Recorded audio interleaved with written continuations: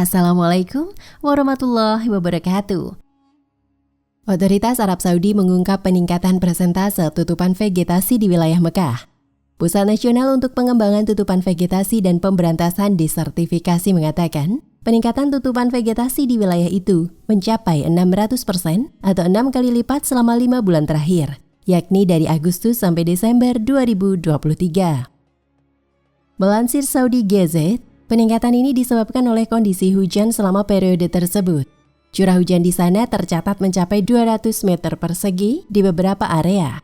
Analisis data penginderaan jauh mengungkapkan bahwa total tutupan vegetasi di Mekah pada bulan Agustus adalah 3.529,4 km persegi, mewakili 2,3% dari total luas wilayah tersebut. Luas tutupan vegetasi ini berangsur-angsur meningkat pada bulan-bulan berikutnya, seiring dengan meningkatnya curah hujan. Sampai pada Desember tahun lalu, luas tutupan vegetasi di Mekah telah mencapai 26.256 km persegi. Pada bulan Desember 2023, tutupan vegetasi mencakup 17,1% dari total wilayah Mekah. Tutupan vegetasi banyak ditemukan di daerah pegunungan dan dataran tinggi yang sejajar dengan pantai Laut Merah, dengan ketinggian berkisar antara 500 hingga 2.600 meter. Wilayah itu termasuk ke Gubernuran Mekah, Taif, Al-Laid, Al-Jumun, Al-Kamil, dan Khulais. Otoritas tempat melakukan studi mengenai status kawasan tutupan vegetasi dan memantau perubahan di lokasi proyek penanaman pohon. Mereka juga melacak perubahan tutupan lahan, menghitung volume curah hujan, dan menilai kesehatan tanaman menggunakan teknologi penginderaan jauh dan kecerdasan buatan. Hal ini berkontribusi terhadap pencapaian target proyek penanaman pohon dan inisiatif Saudi Green.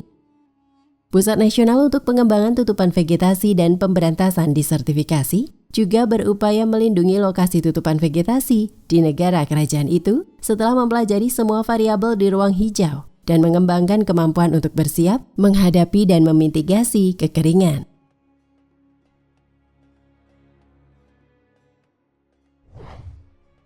Proyek Green Riyadh. Menghijaunya sejumlah wilayah perbukitan di Arab Saudi merupakan hal wajar, mengingat proyek penghijauan kota terpadu dan komprehensif terbesar di dunia, Green Riyadh, telah resmi diluncurkan di 7 lingkungan sekitar Riyadh. Proyek Green Riyadh, Abdul Aziz Al-Mokbel, mengonfirmasi selama wawancara dengan Al-Ikhbariyah bahwa penghijauan telah dimulai di jalan dan alun-alun dari 7 lingkungan perumahan di kota Riyadh. Program ini bertujuan merehabilitasi sepenuhnya dengan penghijauan 120 lingkungan perumahan.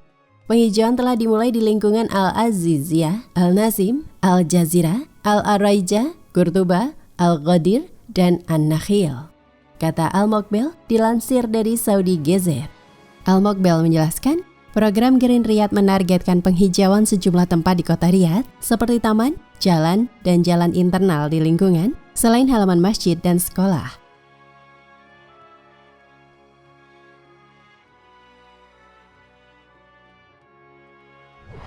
Ia juga mengatakan akan membangun 56 kebun di lingkungan Aziziyah dan 97 kebun di lingkungan An-Nasim.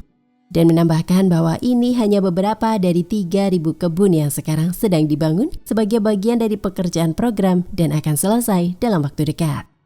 Program ini juga bertujuan menanam pohon di berbagai fasilitas yang bertujuan untuk meningkatkan kualitas hidup di Riyadh, seperti pembangunan taman bermain untuk anak-anak, fasilitas olahraga, jogging dan jalur sepeda, serta fasilitas yang cocok untuk keluarga, dan banyak lagi, terangnya. Menurut Al-Mokbel, pelaksanaan penghijauan dengan penanaman pohon di sepanjang jalan akan membantu meningkatkan keinginan setiap warganya untuk lebih banyak berjalan kaki.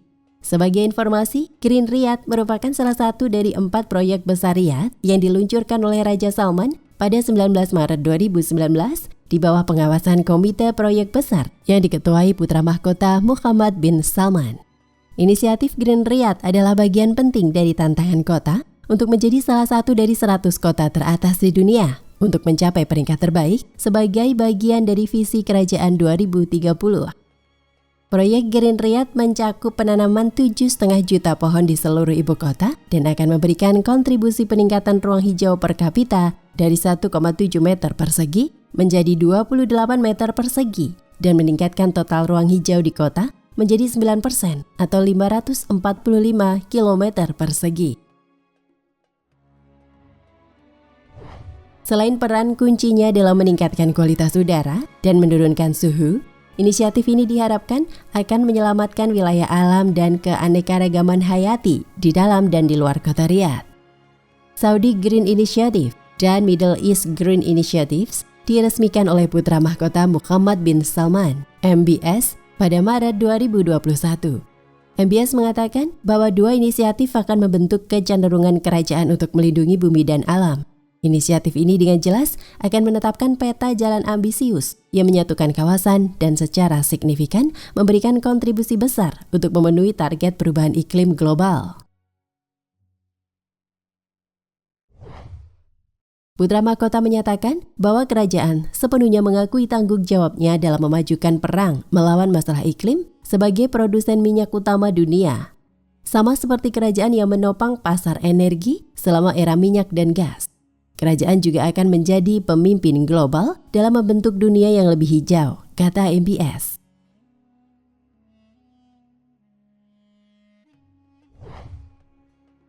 Tanda akhir zaman. Tanah Arab kembali hijau atau subur menjadi salah satu tanda-tanda kiamat yang disampaikan Rasulullah SAW dalam sabdanya. Dalam sejarahnya, Jazirah Arab memang wilayah yang subur sebelumnya, akhirnya berubah menjadi gurun tandus. Hadis yang menyebut kembalinya tanah Arab menjadi subur menjelang kiamat ini dikeluarkan oleh Imam Muslim. Rasulullah SAW bersabda, hari kiamat tidak berlaku sehingga tanah Arab menjadi subur makmur kembali dengan padang-padang rumput dan sungai-sungai. Hadis riwayat Muslim.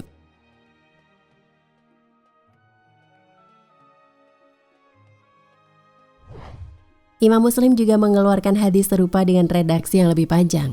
Dari Abu Hurairah radhiyallahu anhu yang mengatakan bahwa Rasulullah SAW pada suatu waktu bersabda, tidak akan terjadi hari kiamat sebelum harta kekayaan telah tertumpuk dan melimpah ruah hingga seorang laki-laki pergi kemana-mana sambil membawa harta zakatnya, tetapi dia tidak mendapatkan seorang pun yang bersedia menerima zakatnya itu, dan sehingga tanah Arab menjadi subur makmur kembali dengan padang-padang rumput dan sungai. Hadis riwayat Muslim. Dalam sejarahnya, Jazirah Arab dulunya adalah tanah yang subur, berupa padang rumput dan sungai-sungai. Hal ini dikatakan seorang ahli geologi asal Institute of Geoscience Johannes Gutenberg University Jerman, Alfred Kroner. Sebagaimana termuat dalam buku Mausu'ah Al-Ijaz Al-Qur'ani karya Nadia Toyaroh.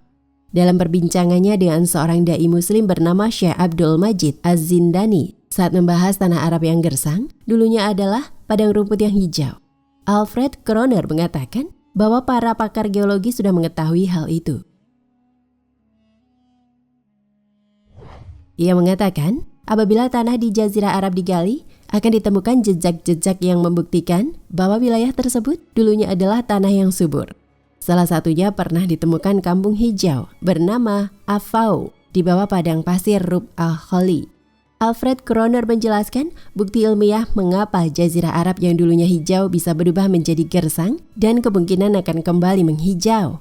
Berdasarkan penelitian sejarah bumi di masa lampau yang ia lakukan, hal ini terjadi lantaran Jazirah Arab pernah mengalami fase zaman es. Wallahu a'lam bishawab.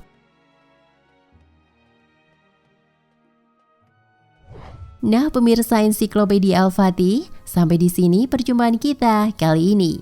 Semoga menginspirasi.